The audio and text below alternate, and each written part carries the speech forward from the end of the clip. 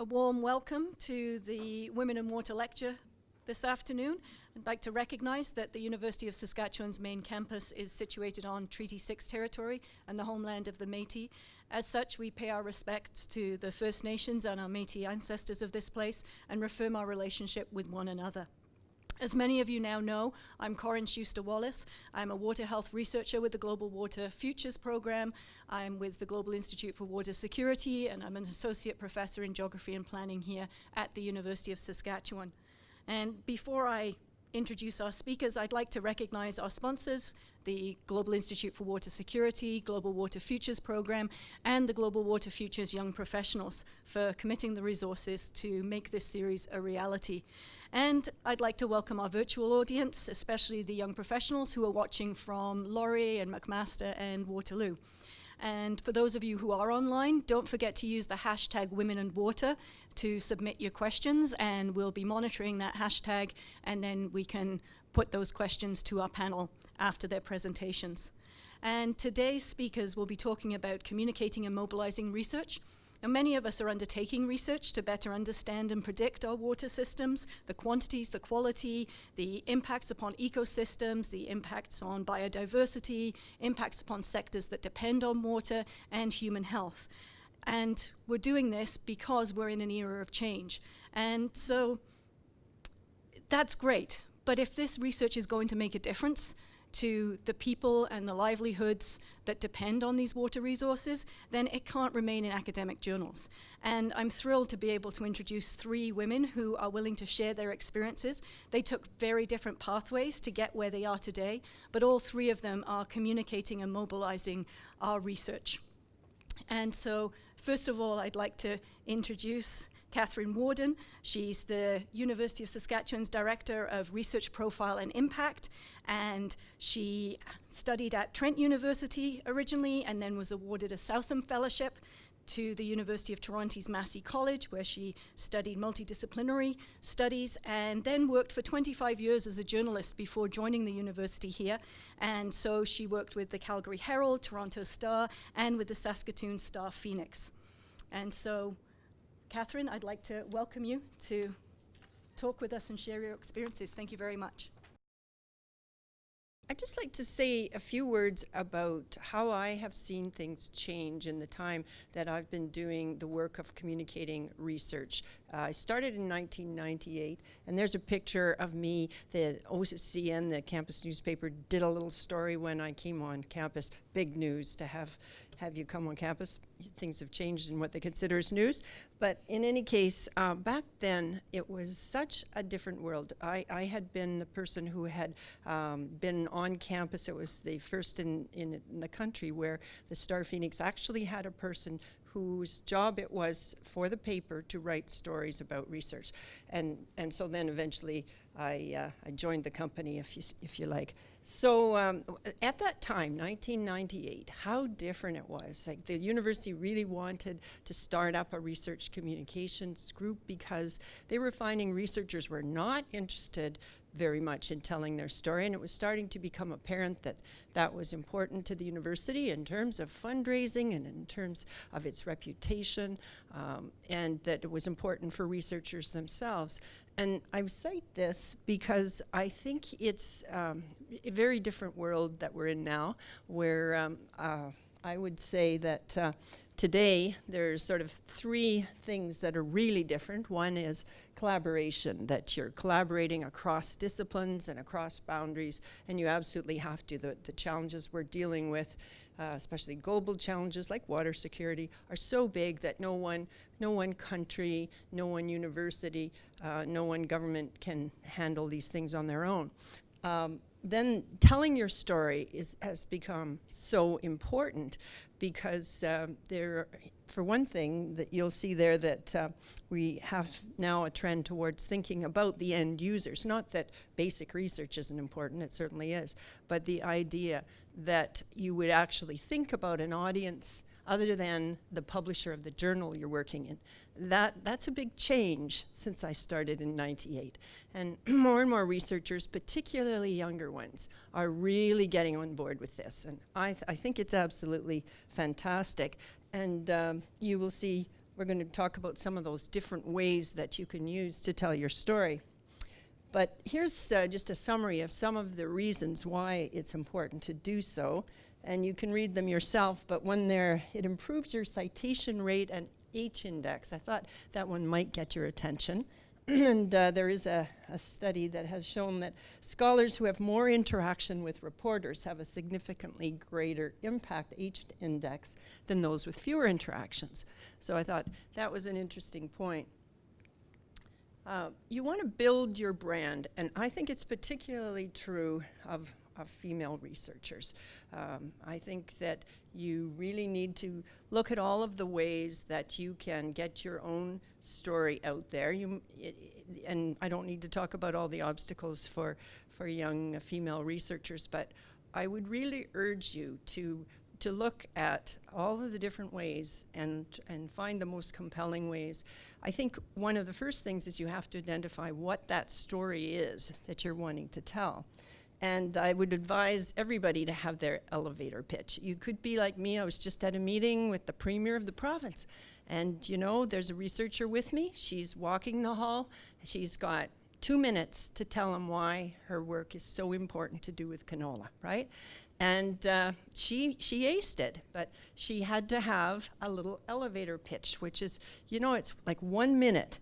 And think about what is the big question behind your research and how would it make a difference for Canada and the world? I don't know what's happened. That's gotten a little wonky there. It was straight when I looked at it.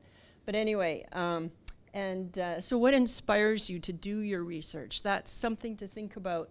What's your passion? Because I'll just give you an example of, we had a postdoc who we asked if she would participate in a media event, and she sent her remarks in advance.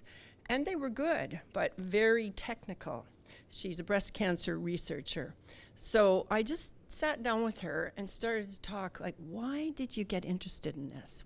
What is it that makes you want to do this? And she said, well, you know, I was living in Iran. I was a teenager. I worked in breast cancer helping. I was kind of an aide for people who have breast cancer, and I was really struck by what a devastating problem this was. And I was determined after that that would be my life's work. Well, I said, let's put that in. And so she used that and many other personal aspects about how her life connects with her research. And boy, did she ever ace it. She gave such a good talk. It made them listen to the science more than they would have otherwise. So I think embrace public speaking. There's lots of things you can do. Toastmasters. MyTex has workshops that help you with communications and negotiation skills, networking. Join these groups, like grad student groups, so that you feel like you can share things with each other. And I don't want to take too much time here, so I'm going to move more quickly. So with the media, it's obvious that there's you got to try for more publications. But one thing you might not be aware, some universities have memberships with Eureka Alert. We're one of them, and so when there's a really compelling news story with a published paper, it has to be a published paper, we get it on Eureka Alert, and what that does is that sends it all around the world. It's quite amazing. We just did one last week, and the researcher couldn't believe that people in the UK and Africa were reading what they were doing. So that was very cool. And of course, get involved with LinkedIn and with Twitter. Congratulate your colleagues, and then they'll be congratulating you eventually, and this helps build your profile. Instagram too, pictures, and we'll talk more about pictures. This is a slide about the Conversation Canada. I'm happy to talk more about that, but that's a way, if your university has a membership with the Conversation Canada, and I think all of the, 3 of the 4 universities do, you can get your stories, you write them yourself, actually, and so you really have control there over the message. And those stories, as it shows there, get picked up by the National Post, Maclean's. We've had the Washington Post pick them up, and the Guardian. And here's some of our success stories from the Conversation. Doug Clark has our record number of reads, 127,000. And you'll see there that Kent Kowalski told told us he's had more more reads recorded from his piece in the conversation than he did in all his research combined. So that's kind of cool. So how you can join the conversation, a little bit more information there. And we're there to help you in our office, and I'm sure communications offices at other universities would be the same.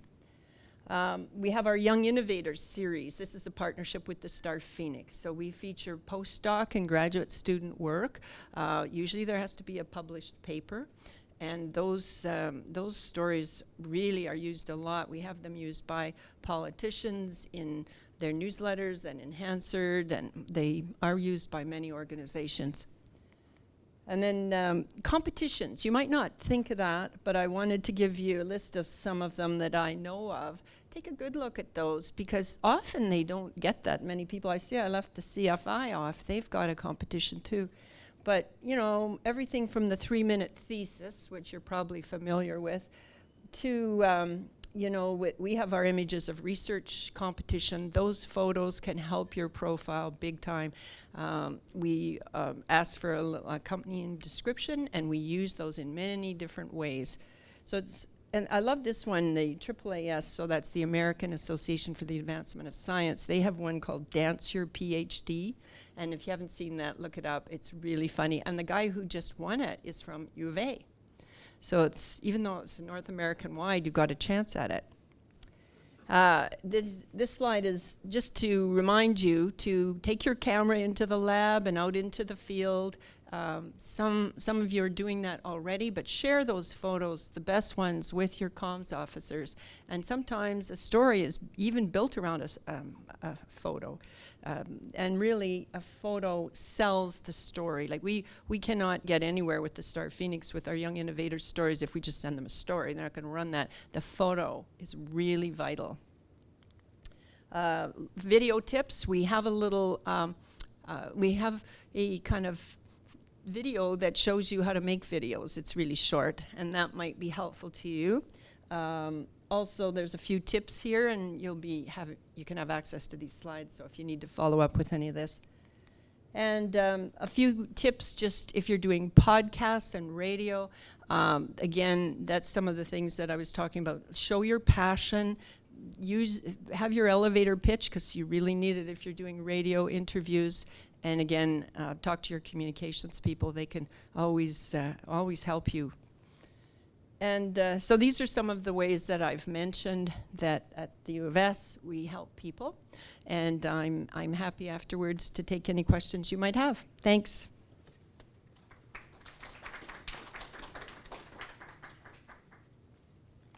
Thank you very much. And on that note, our own Carolyn Aubrey-Wake has been in a video competition. So I don't know, it's research methods, and I don't know if it's closed.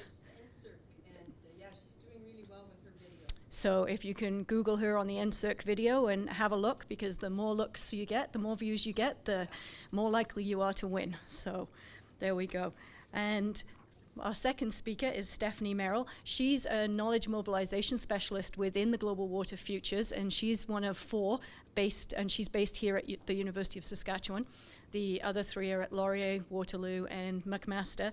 And so she works with our water and climate researchers and helps them with stakeholder engagement, with researcher and practitioner collaborations, and the effective use of science in decision-making by water managers and policymakers. And before she joined Global Water Futures, she was out on the East Coast, and she worked for New Brunswick's largest environmental charity, the Conservation Council of New Brunswick, and was named a changemaker by a provincial government-appointed commission because of the work that she was doing, the significant impacts on public water awareness, and also the water policy changes that came out of her interactions and engagements. So, Stephanie, welcome. Please share your story.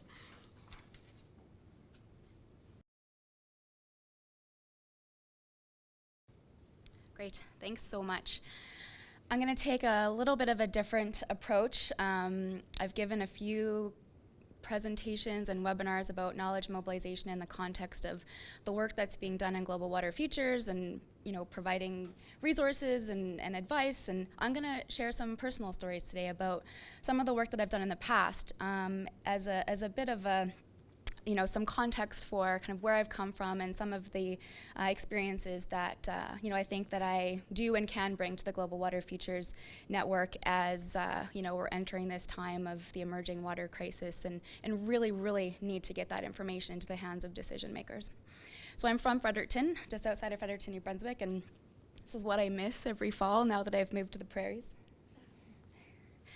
So again, I can't help myself but kind of constantly reiterate what knowledge mobilization is, but at the end of the day, it's really about, finding the ways to make impact on the things that are important to you. And the more that I talk about this kind of concept of knowledge mobilization, I get a lot, especially young professionals come up to me and say, how do I become a knowledge mobilizer? Or where did you go to school? Where did you learn all this? And there really is not, well, I didn't go to school to learn to be a knowledge mobilizer, but there is kind of increasing trends for universities to offer programs in knowledge management and change management and things like that. But really my experience comes from just digging in and getting it done and figuring it out as I go. I'm going to tell you a few of those stories. So in 2010, I joined the Conservation Council of New Brunswick, which Kathryn said is New Brunswick's longest-standing, largest environmental charity. I had been working at a university then as well. I was at Mount Allison University in Sackville, New Brunswick, and I was a little ways away from home, not as much as I am now, and the opportunity came up to join this organization. They were looking to add kind of a water portfolio. They had done energy, they had done forestry type work, but water was emerging as a topic that the public was becoming much more interested and concerned about, much more activity on the landscape affecting water, and a real lack of kind of comprehensive water management or policy by the provincial government. So this organization was hoping to fill that gap and wanted me to come and join them. And so my world kind of opened up at this point. It was a really hot time in New Brunswick with respect to water. So at that very point in time, the spring of 2010, the province opened up, I think 1.7 million hectares of land to explore for oil and gas, particularly for shale gas, and also an environmental impact assessment at the federal and provincial level for the world's largest open pit tungsten and molybdenum mine. We had a community that was undergoing a hearing with the provincial government over the loss of water allegedly due to the workings of a potash mine that had cracked the cap rock of their aquifer and drained the entire community's water resources. We were starting to see federal legislation rollbacks. Also, the provincial government was really dropping the ball on enforcing their existing water legislation. So we had all these things. Then we had the culmination of these events actually manifesting themselves on the landscape in terms of floods and blue-green algae outbreaks in source water lakes and lakes that had been perceived to be pristine in the past. And E. coli levels that were through the roof on some of New Brunswick, some of Canada's nicest beaches. So I kind of was launched into action, particularly around the hydraulic fracturing issue. Our office started to receive tons and tons of phone calls of people wondering what this was and why did they see company vehicles driving through their communities? Why did they get door knocks to ask for entry onto their land for some preliminary testing without really knowing what was going on? So I started responding to this kind of public need for more information. And I followed my nose all the way through to the eventual moratorium on hydraulic fracturing for the province of New Brunswick from the provincial government's perspective.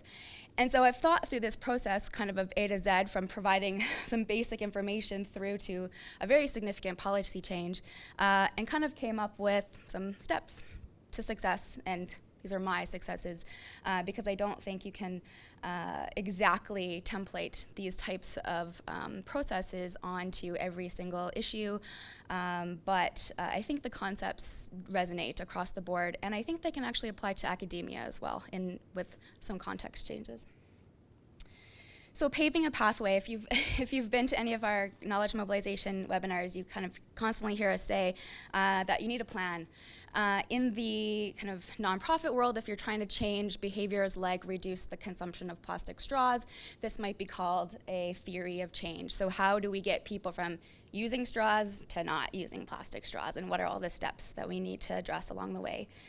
In a kind of situation where you're trying to address government policy, you might deploy a campaign strategy. If you're in academia, you want a knowledge mobilization plan.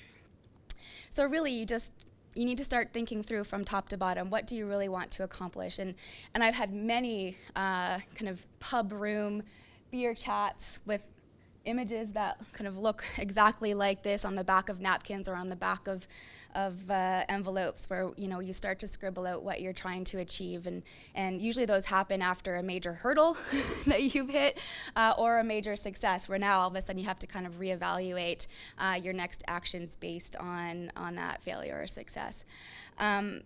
What are the activities that you need to get there? So in my case, I was looking to really create kind of this province-wide coming together of people who were concerned about water in the province, with the backdrop of hydraulic fracturing for shale gas as the threat or the concern.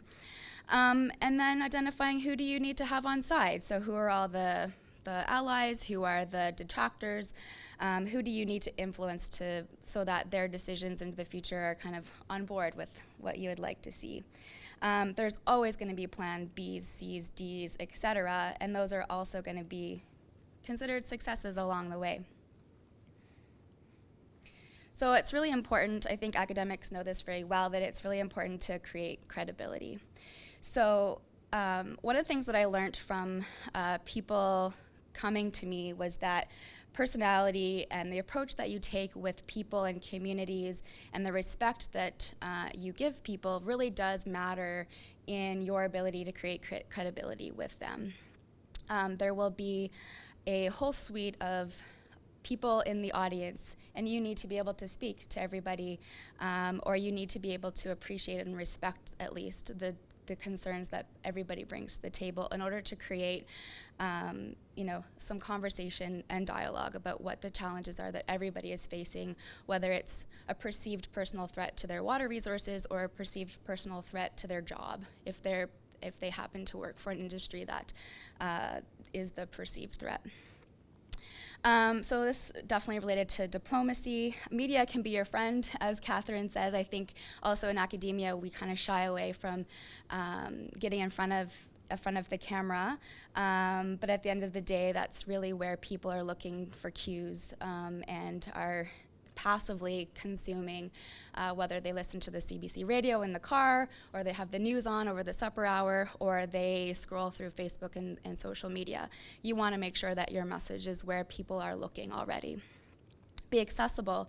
I spent a good part of 18 months driving around rural New Brunswick in my little Honda Civic, basically responding to request after request for community presentations on this issue, and kind of it fed itself. The more I showed up, the more people wanted me to show up, and the next community over wanted to organize a similar type of conversation. So this really snowballed over the course of about two years or so. And I really had to kind of make a personal decision to be accessible to those people who wanted that information in order to make the impact that I really felt was it was going to need. Know your stuff and then know when you don't know. So of course it's really important that as you're creating your credibility, you're backing that up, and you're not undermining yourself with poor information, poor delivery. You need to have you need for your audience to see that you're growing in the issue, that you're learning about the issue, and that you're responding to the needs of people who need more information.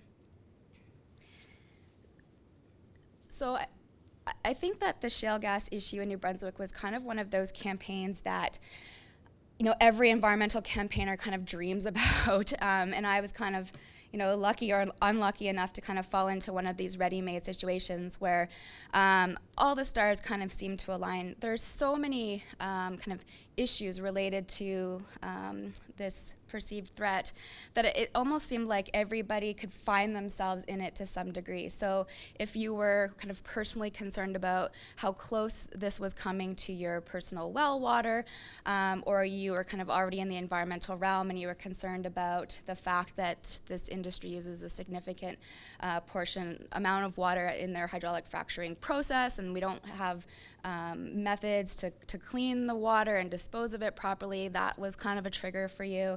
Obviously the climate change conversation around should we be building brand new fossil fuel infrastructure, especially in a province that doesn't really have this kind of this fossil fuel infrastructure, foothold already? Should we be building it new in this day and age where we'll be dependent on it for decades to come?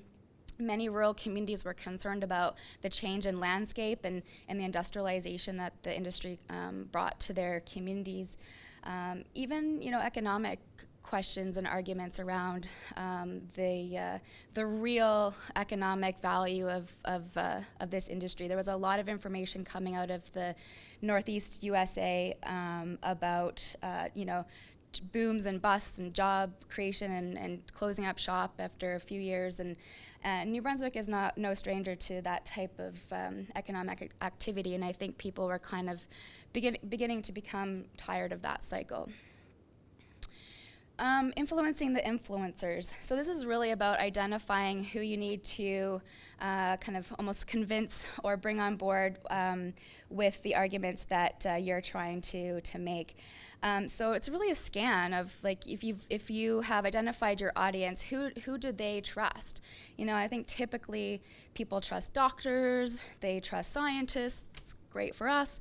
They typically trust, business leaders, and they also trust people like themselves. So if they can see themselves and identify with somebody who's speaking and being an authority on a topic, that they're more likely to be drawn into what they say.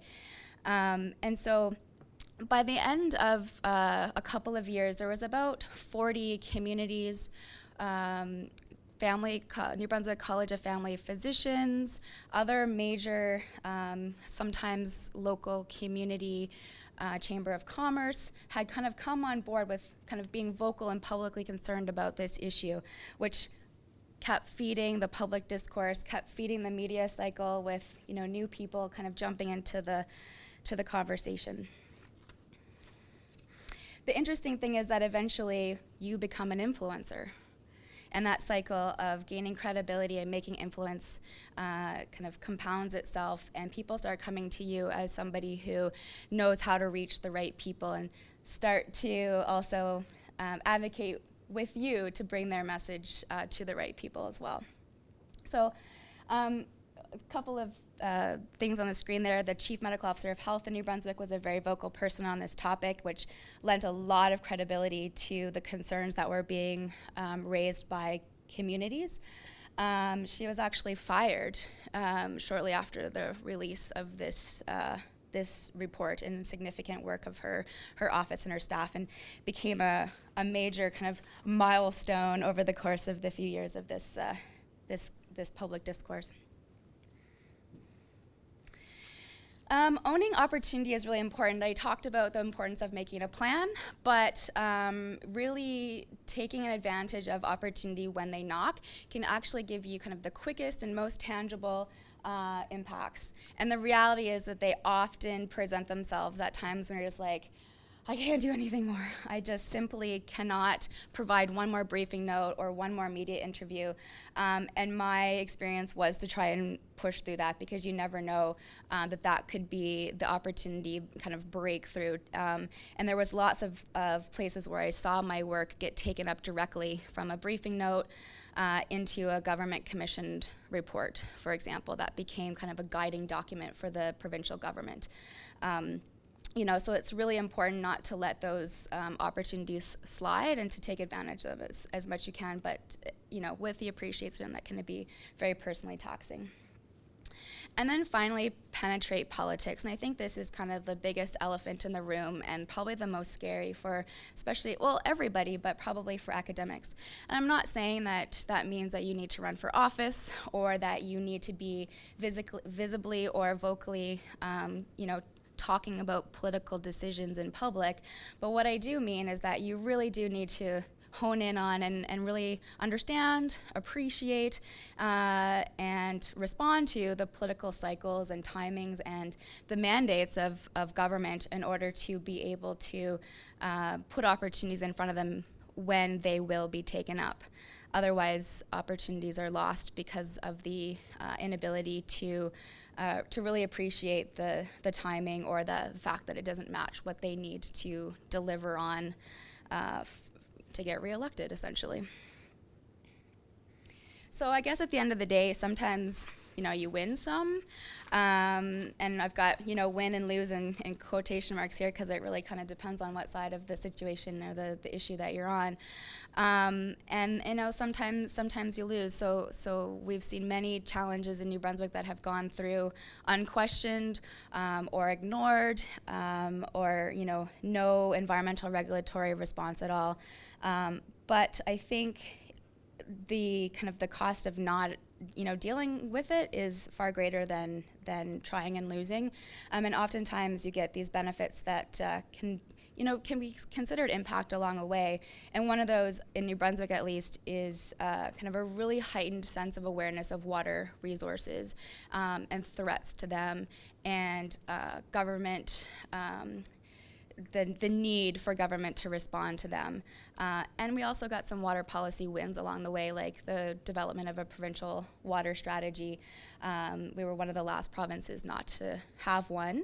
And this really came about because government needed to kind of produce things that were reacting to the public's concern. So I was a part of the ministerial working group that developed this document.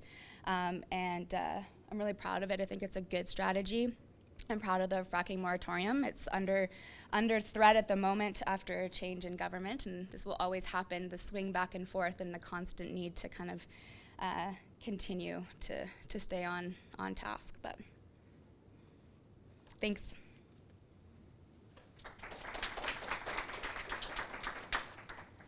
Thank you, Stephanie.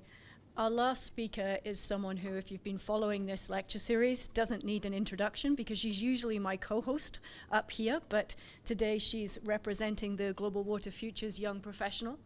Holly is a PhD candidate in the Department of Geography and Planning here at the university, and her PhD research focuses on the influence of wetlands drainage and climate change effects on stream flow in the prairies. But as I said, she's here in her other capacity. She's the president of Global Water Futures Young Professionals, which is the group between University of Saskatchewan, Laurier, McMaster, and Waterloo. And she's a member of the Global Institute for Water Security and for Hydrology. She's an NSERC scholar. She won the 2018 Engineers Canada Scholarship and a 2018 CWRA award, and she's also served on the council of the Association of Professional Engineers and Geoscientists. So again, lots of opportunities to mobilize knowledge. Welcome. Thanks very much, Corinne. While I'm doing this, I have to say that I kind of became a little bit more involved in this lecture series than I thought I would be when I said, sure, I'll give a talk. Turned into many, many hours of coordination and emails and lots of time spent on this, and it was just a couple weeks ago, and it was like, oh crap, like this is now the time that I need to talk. And I went to Corinne and I said, I don't feel comfortable doing this anymore, like with the amount that I'm involved here. It feels weird to me that I'm also going to be speaking at a lecture that I'm organizing, and I got to tell you that the imposter syndrome was very, very real and something I struggle with a lot. So Corinne did a great job of convincing me that we still have lots to say from a young professional's standpoint. So I hope that I can do that justice and that my awkwardness doesn't get in the way of that. I'm going to talk kind of about two different things today. The first is going to be about our young professionals group. I want to tell you some stories about our executive and some of the things that we've done or are working towards in terms of knowledge mobilization and communication. And then I'm going to take a little dive into hashtag SciComm and talk about my experiences using social media, mostly Twitter and Instagram, and the ways that I think scientists within Global Water Futures, not just our young professionals, can take advantage of those things. So if I have two goals today, the first one is getting us interested in being involved with the Global Water Futures Young Professional Group, whether that's activities or executive or those things. And the second one is that if you're not on Twitter already, get on Twitter, and we got lots to say, especially as women in this. So there's a bit of that theme of women in water happening here as well.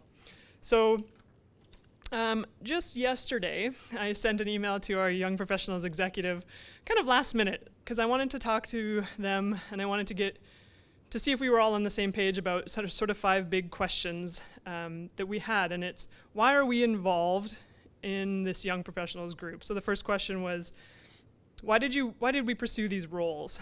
And we have, maybe make note here, we have 4 out of 5 of our executive are women, which is great. We love you, Corey. He's part of the team. This doesn't represent the people that are in GWF. So I think it's important to think about the willingness of the women in our profession to be involved in this group. And the things that came out of question number 1 were, I had ideas that I wanted to make happen. I wanted to connect with people. I wanted to improve the student experience. I wanted to give back to an association that's given a lot to me. And I also wanted to expand my network and build relationships with other people. So I thought that was a nice theme that we hear from women getting involved in things. Number 2, how has it affected your academic and personal life? And everybody said, this has taken time away from my research. And I feel it too, 100%. The 4 or 5 hours I spent thinking about this lecture and these things, right? That's time that I wasn't spending on my research. But that it has also provided me with a community. It's given me more human interactions. And it's actually enriched my personal life and my academic life by having these relationships. And so how do we balance these things? Number 1 response was time management, like caps lock. And that was, all of us had to carve out a time that was only for research. And then we'd use other time that we could respond to emails and get other things ready. And it felt like for all of us, we felt like we started to understand the demands of an academic job. That there's always going to be these other things, but you really need to focus specific amounts of time for that dedicated research moment. But we also had, this is from Erin, she said, my young professional work is actually the most fun work on my to-do list every day. And that's fun. That's an opportunity to add something to your studies. Question number 4, has it been worth it? And everybody's like, yes, definitely, absolutely, 100%. And it's some of the same things we've already talked about. So just appreciating a different side of academia, the experience with logistics and the time management experience and all that kind of stuff. And my favorite part was asking them what their favorite part was, because mine was getting to work with this great group of individuals across Canada. And they all said pretty much the same thing. Like, we've had a really, really successful executive team, and we're pumped about the opportunity to build a program from scratch. And it's been really great. And so I guess with that is why I would like to, I know applications are due today if you want to be part of the GWF executive, but 100% worth it. I hope that we get a great group in and that we can pass the torch and carry on and keep encouraging people to get involved in their student groups, as Kathryn mentioned, is a good thing to help build your profile and get that experience. So I need to kind of move quickly through this, but a few of the events that we held this year that had a bit of a knowledge mobilization or a communication spin to them is an event at McMaster called Drop In for the Lowdown. And this was an opportunity that was put together, great play on words, by Aaron Nichols. And it's just a meeting of the water researchers, young professionals at McMaster, happening once a month on Mondays.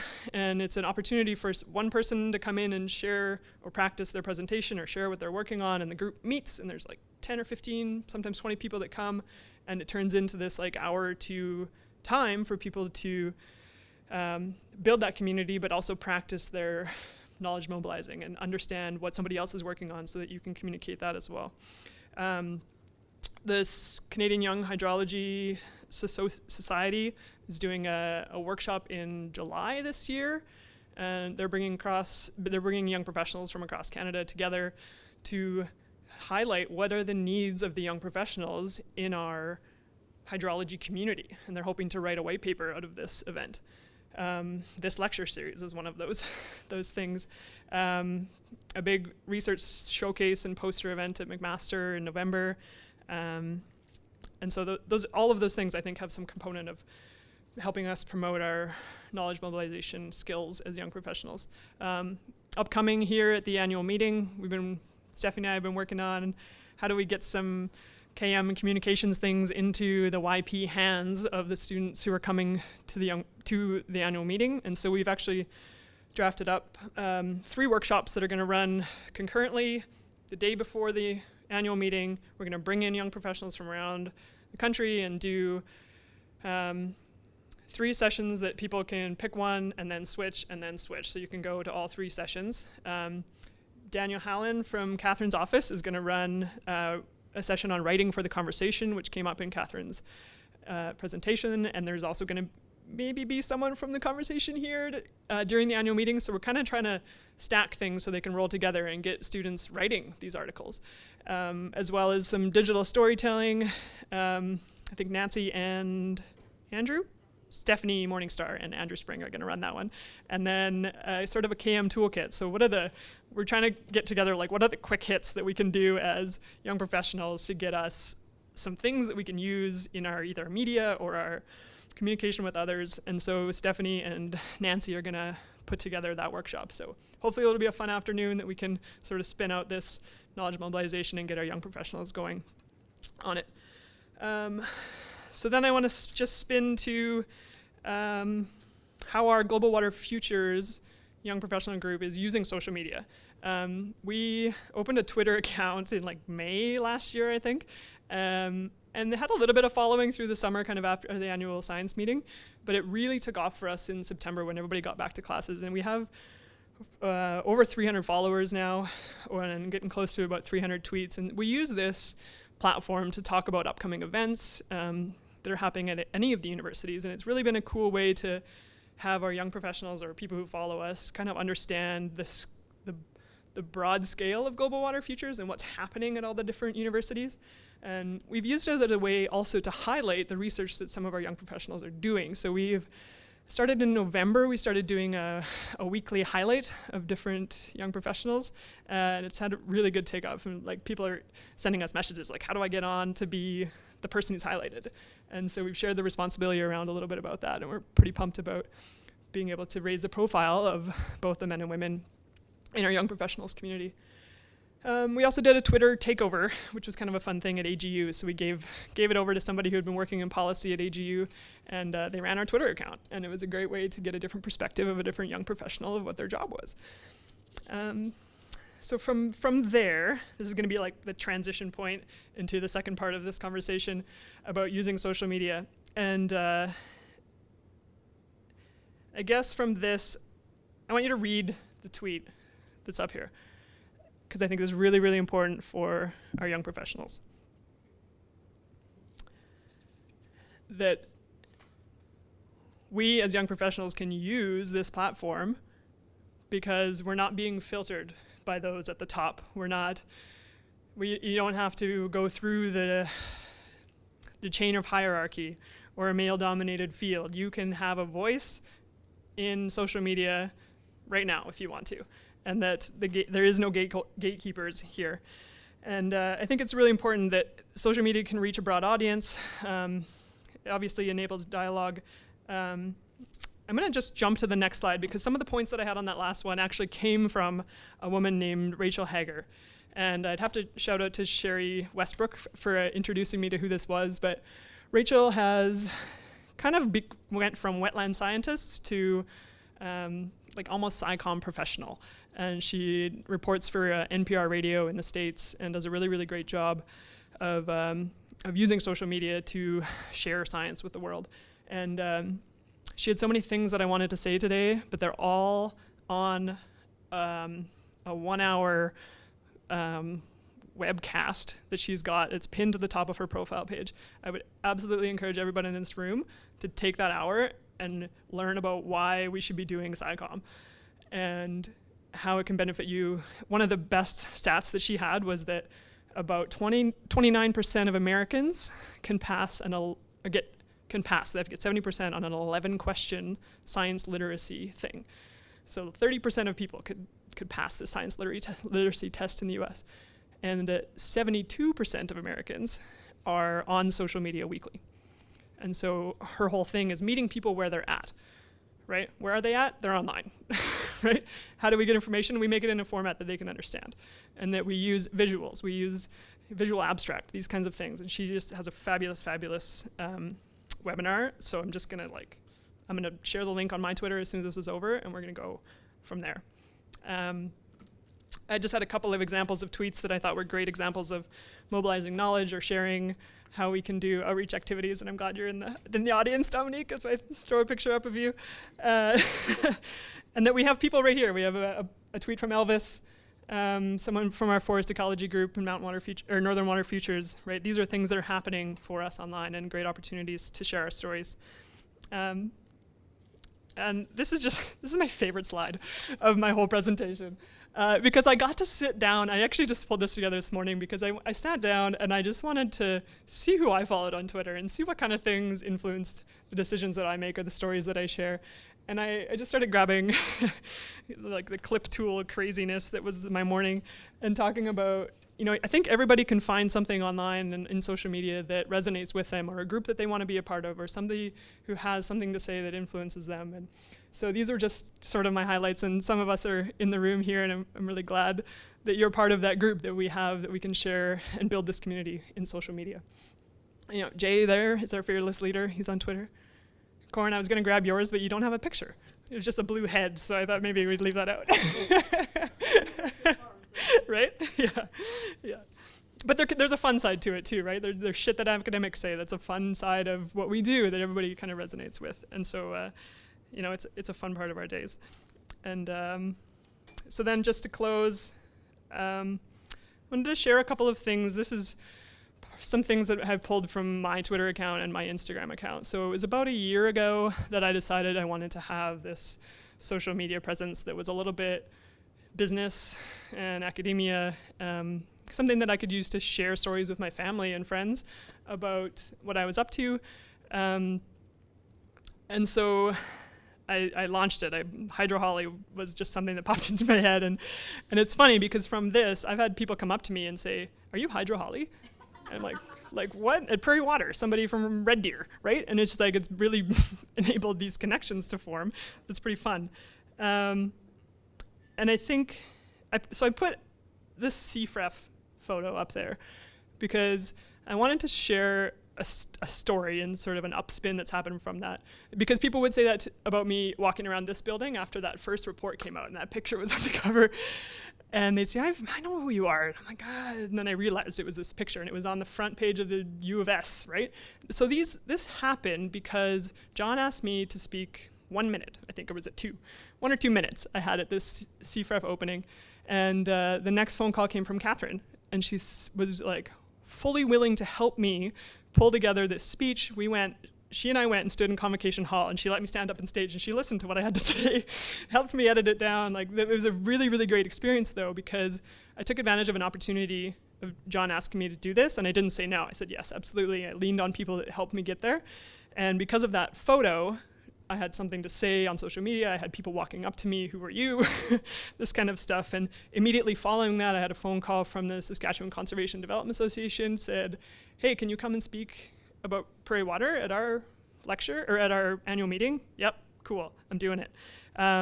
Which led into another talk that I did just this year with the Canadian Rural Revitalization Foundation.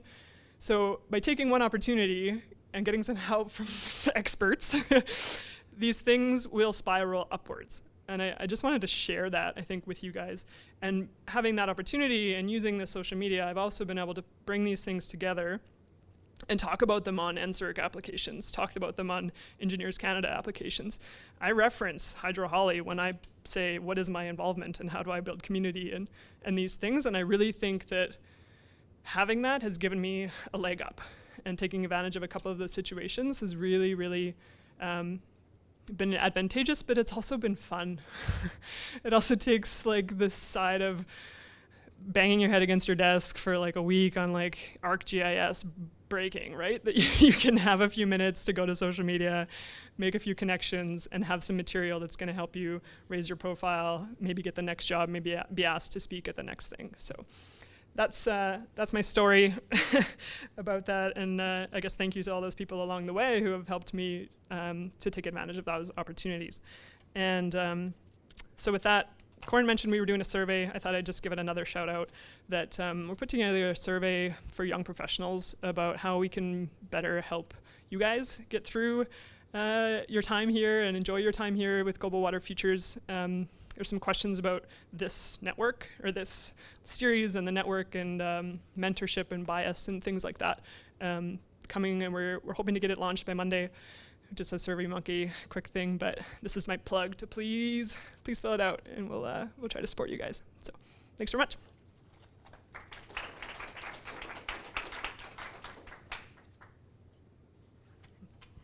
Thank you, Holly. I'd like to invite the three of you to come and sit here and allow a very patient and attentive audience to engage. It's over to you, so if you have some questions, and if we can use the microphone. Thank you, Morgan. If anyone does. So if you just put your hand up and Morgan will come around to you. And also online, again, it's #WomenAndWater. So if you are following us online and you want to tweet to #WomenAndWater, we will pick it up and connect it to the panel on your behalf. And as always, I have some questions. So while you're generating yours and thinking through, I really want to pick up, you all talked about audiences for your messages, and this is a Women in Water lecture series, and over the course of the series we've talked about the gender dimensions of water research and the impacts of water and water challenges and how they differ across genders.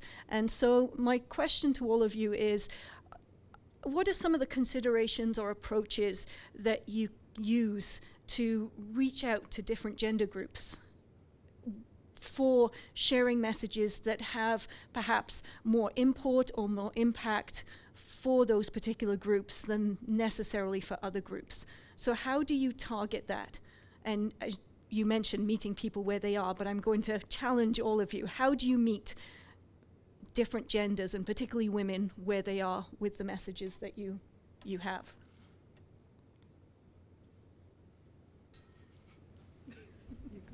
Clearly, I put you all on the spot. Sorry, I didn't mean to actually take the mic, but well, in my past work, a lot of it is around trying to reach audiences with a fairly specific message on environmental issues or water issues, or trying to generate support for changes to water policy or water issues, and so gender does actually play a big role in that thinking.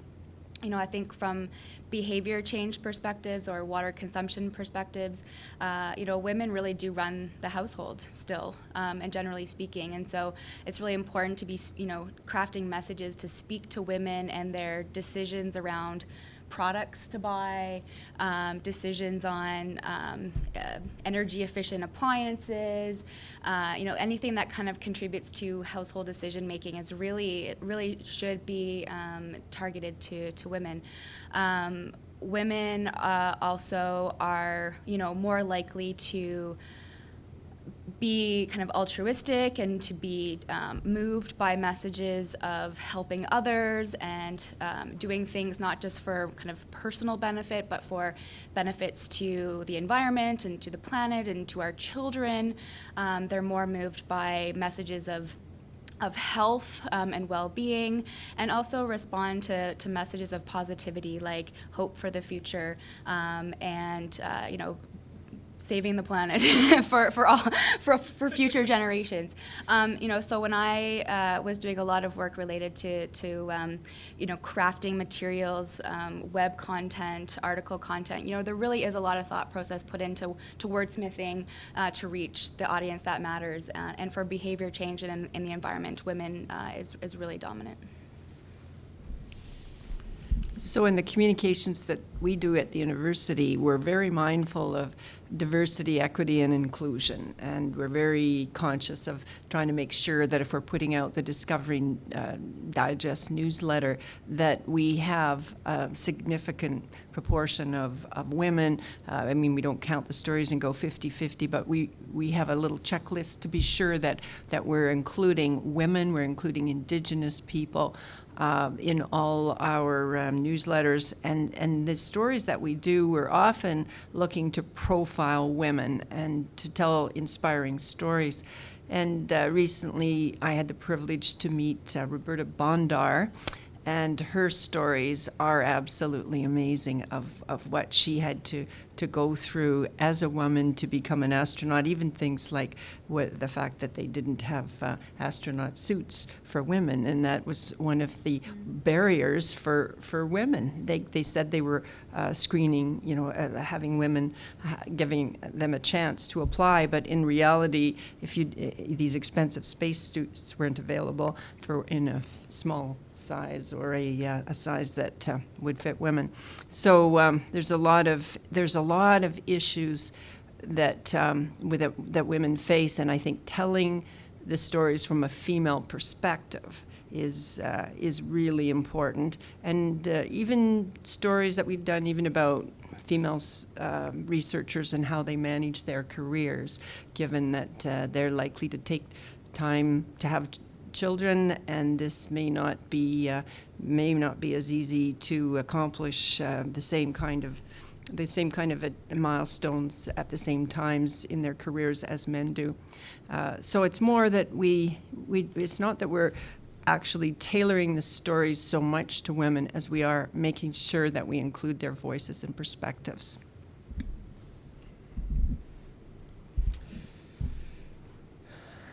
Can I spin your question a little bit? Because I spent some. Are you taking a co-host? Yeah, I am. Yeah. I think, I would say being a woman communicating things about science is maybe my first step in that, and thinking that that's important. And but I don't consciously think about that in my tweeting or my Instagramming, maybe a little bit, because I think about a female audience of my peers who maybe don't. Or I want to share more about what I'm doing as a scientist with them, and not being actually one thing I consciously do is not being afraid to use the language that I use in my daily communication at work, that not trying to dumb things down too much on my Instagram account specifically, because I don't want to have people feel like I'm not respecting their ability to take in what I'm saying. But I say that as communicating to professionals that I feel are my peers. But the spin I wanted to take on your question was, how do I change things if my audience is a younger person? Because I've done a couple of outreach activities that were to grade 8s and grade 11s. I recently worked with a group of 10 grade 11 students considering going into engineering. And we had a special day where we brought these women to campus, and we talked about what happens as a woman in the engineering field and in college and these things. And it was sort of this way to try to break down some barriers and tell stories about what it's like. And so for those audiences, it's really asking them, like, what are your concerns? What do you feel? What have you heard? That kind of stuff, and really getting to know who they are, meet them at that spot, and tell the fun stories, and really encourage them. That something I always like to say is that as a woman in an engineering or science field, there's actually a ton of opportunities. Because we are the minority here, I find there's a lot of opportunities that people are looking for a woman in science to promote and do whatever you can to be that person, because the opportunities are there. Thank you very much, all of you. I really appreciate that. Do we have? Yes. Hello? Okay. Sorry. Jeez. Thanks for the talks. They were great. Those of you who know me know I run a pretty big program in Environment Canada. I'd like to say we've been successful on the woman and water front in terms of our professionals. I think we're almost 50-50 now on the gender equity side of hiring, so scientists and engineers. But where we really have a demographic issue, if you want to call it that, is on the technician side. We probably have about 260 technicians across the country. Tends to attract males, which I don't understand why. Slowly, but surely the gender equity is building. But so I'm wondering if you have any suggestions for me on that front to engage, I guess, the community, to encourage more women to apply on technical positions as a, as a way to kind of bump those numbers up for us. So that was my first question. And then, it's mostly college level, but also undergrad level too that we hire in as technicians often.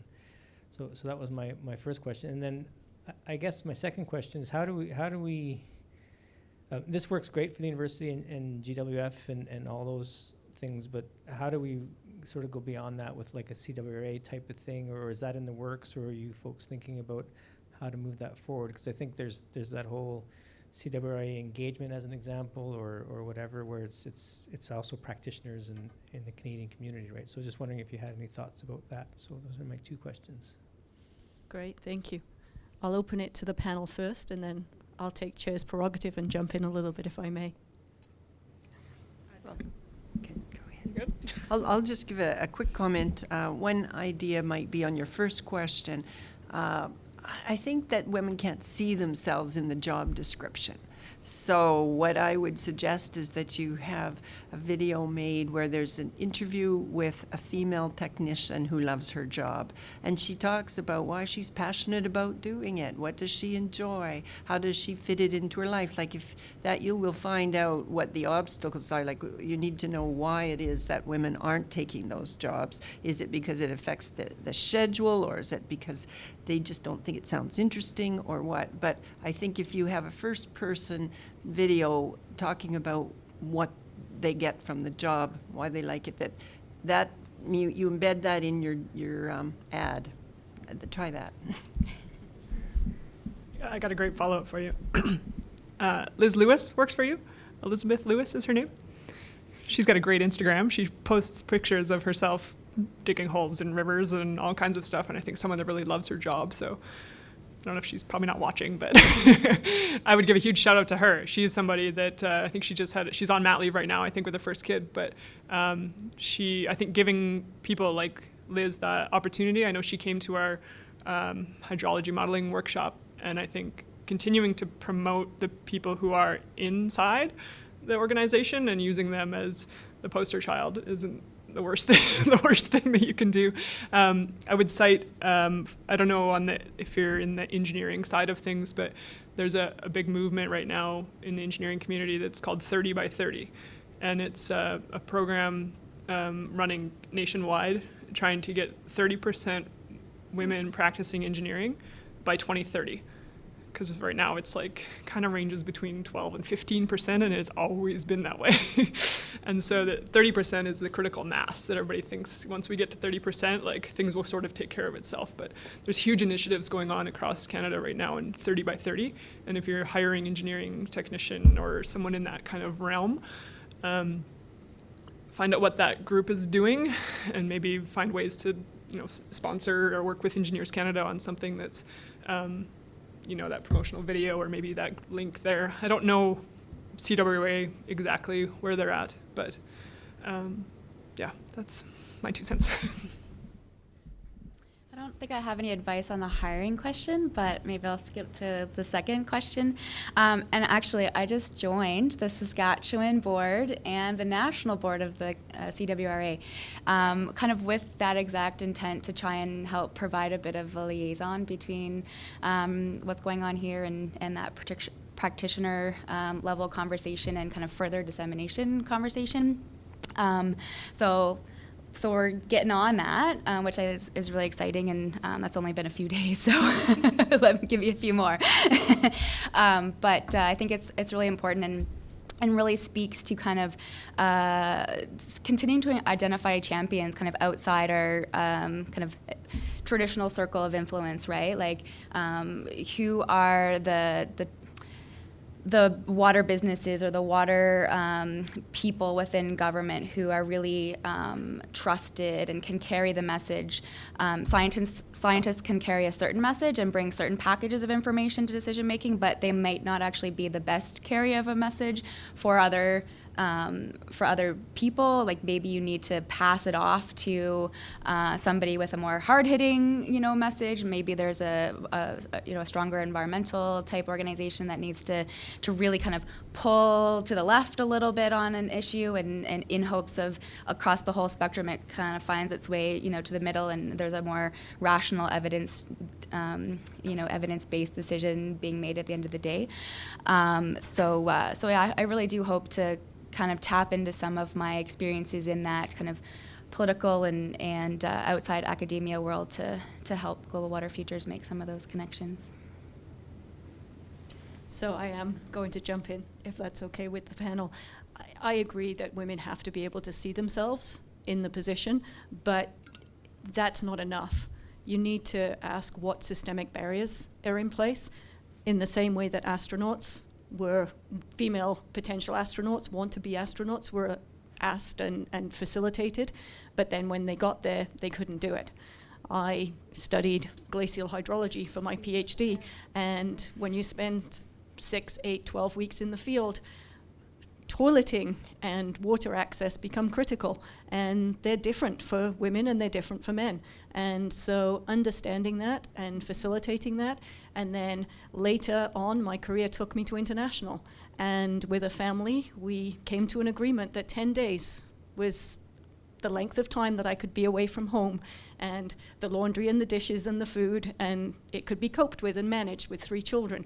But after 10 days, that was our magic number, and everything imploded. And so 10 days. So everything was 10 days. And so again, people have these numbers. You have a technician who's gone on mat leave. And so being able to go into the field in conditions that balance that work-home life, and it changes for different people. And I'm not saying what that magic number is, but having those conversations, and we've talked about this in terms of women professionals going to conferences. And there's a wonderful article from a woman in the US that was shared with me last week, talking about how she couldn't go to 3, 4, 5 conferences anymore. So what she did was she went to one conference and made sure that she networked for the whole year at that one key conference. And so it was very much about choice and packing everything into that one piece. And so what are those systemic barriers that even if you entice women into the positions that may actually not allow them to take up the position or force them out perhaps once they have children? And so that would be the other piece of that. In terms of the Women in Water lecture series, we've got one last one next month in May. I think it's the 26th. We have Gwen Flowers, and actually she's April 26th. Sorry, I'm jumping. Running through the year. It's almost summer. So April 26th, and it's Gwen Flowers from British Columbia talking about snow and ice. And so that's, again, a different perspective, both in terms of how snow and ice research may have gender dimensions, but also herself as a female snow and ice researcher. So I encourage you to come, same place, same time of day on April 26th. And the good news is that we will be doing this again next year. And so we've got the funding in place, the sponsors have agreed to go next year. And so we are looking now to reimagine, and that's partly what the survey is about. We want to understand the biases, we want to understand the equity and diversity, we want to understand the professional development and networking needs, particularly of the young professionals. And yes, we're starting with the Global Water Futures. We don't know where this is going, and we're looking for advice on that. We have been asked about a Women in Water network and how broad that goes, but what is a network? What is its purpose? There's no point just saying we're a network and not having goals, vision, and objectives that we can deliver upon. And so that's the stage where we are. And I have always imagined that this lecture series will be 3 virtual screens with a female researcher from India, a female researcher from Africa, and so, or a country in Africa, and someone from North America engaging in the conversation. And so having those different perspectives and facilitating those women, because as Holly said, someone gave her an opportunity, and that opportunity was spun and grew. Yes, she took it, and Same with Stephanie, not saying no becomes really important. And yes, those opportunities are important for men and women, but typically men get given those opportunities. And so we just need to think about who we're giving the opportunities to and make sure that we are emphasizing equity, inclusion, and diversity in those opportunities. So with that, I'm just going to say thank you very much, unless there are any other questions. I should have, sorry. I'm closing it up too prematurely. Thank you all for your talks. They were great. In regards to social media, you all talked, I think, pretty positively about some of the benefits that are involved with those services. And I was curious if any of you had experienced certain limitations, and like if you could share about those and maybe how to navigate that.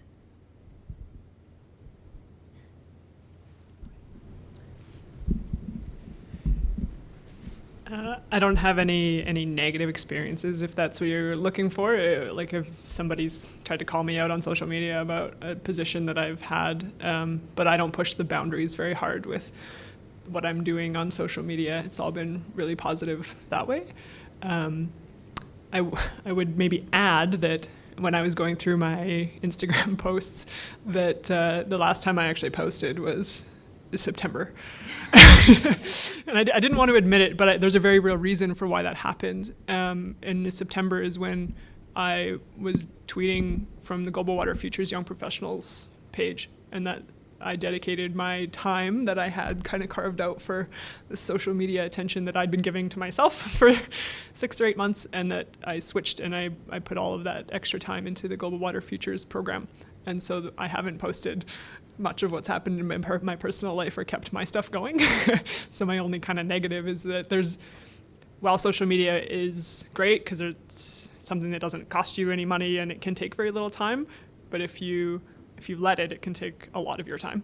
And so it's the trick with it is trying to find that balance, and I let my stuff slide to kind of assume the role that I had as Global Water Futures president and make sure that program got running. So that's sort of been my maybe time management key to social media and that development. So when I had told a colleague that I was going to be speaking to this group, he was saying to me that he's recently read an article that indicated, it was an American article, that women on Twitter, this study showed, have much rougher treatment, that, you know, the kinds of things that are said are often more disrespectful. So that would be a potential pitfall. But on the other hand, I think you can be, you have to have a tough skin in the social media world, that's for sure. I think the other thing is what Holly is saying is the time commitment. You don't want to go into it lightly. I mean, if you're going to really be Hydra Holly, you know, after a while, people are going to expect Hydra Holly to have a comment on this or that. And so you have to go into it with your eyes open that this is something you want to commit your time to.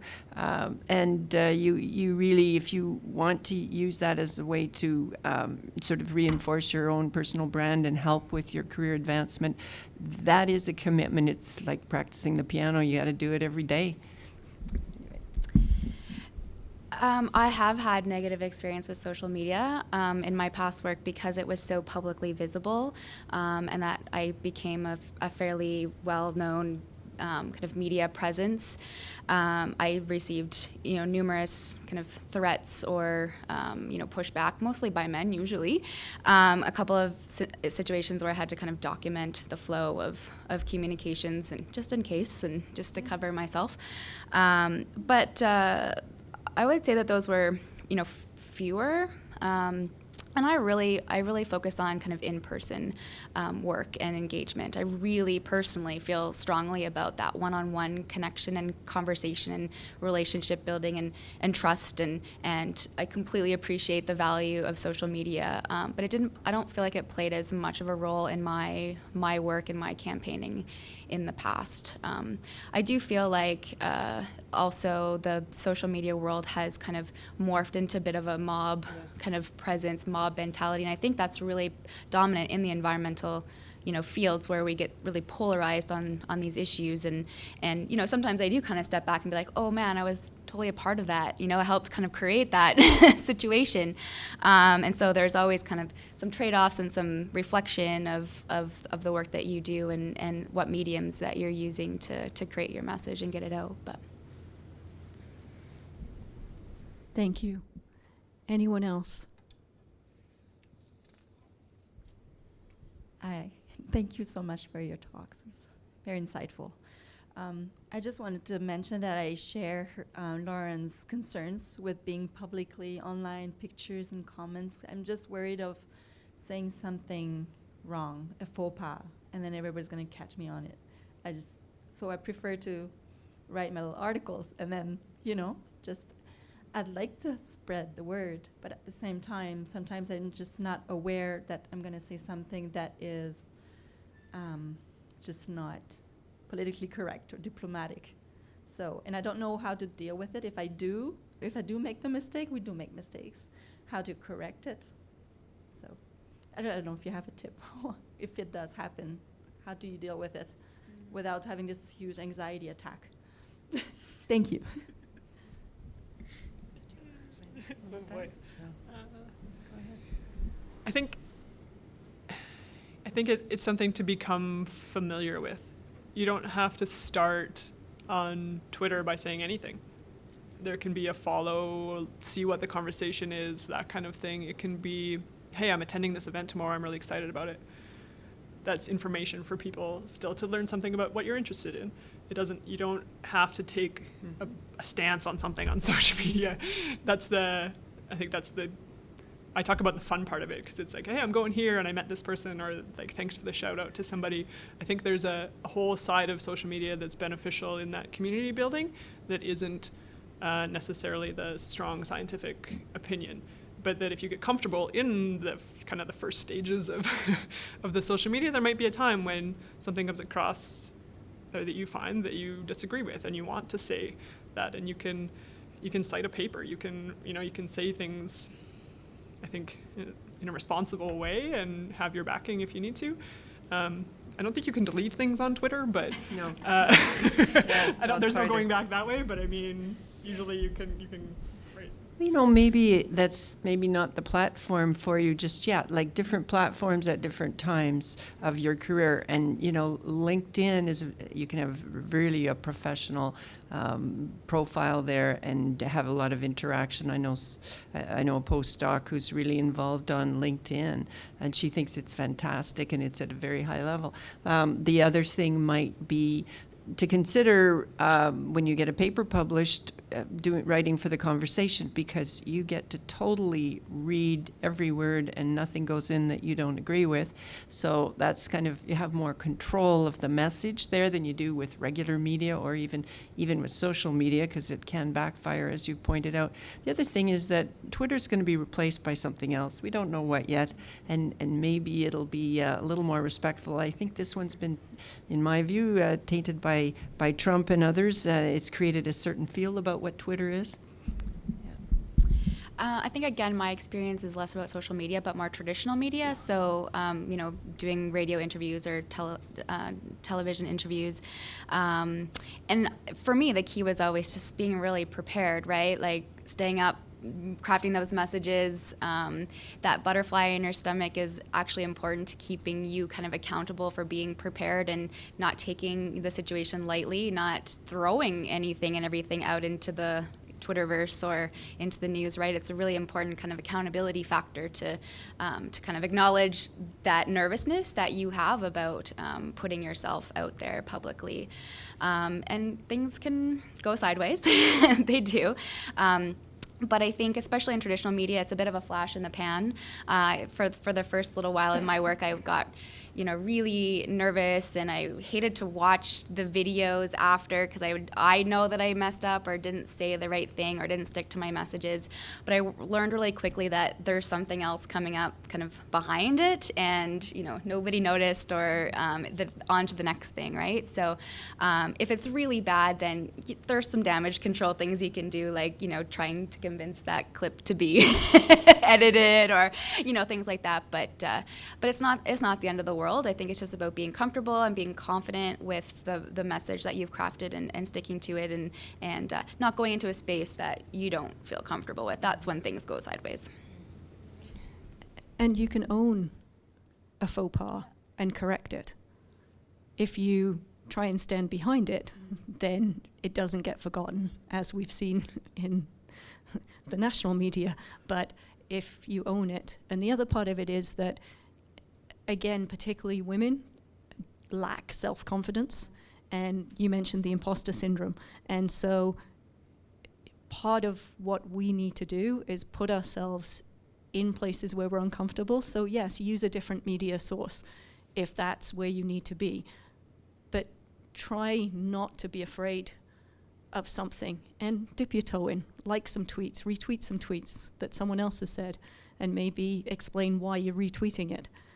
Stay in the safe space, but don't not engage because of that lack of confidence. And that's not just a male, female, that's everybody. But as I say, as women, we seem to be very introspective on things and whether we should or shouldn't do things. So, anyone else?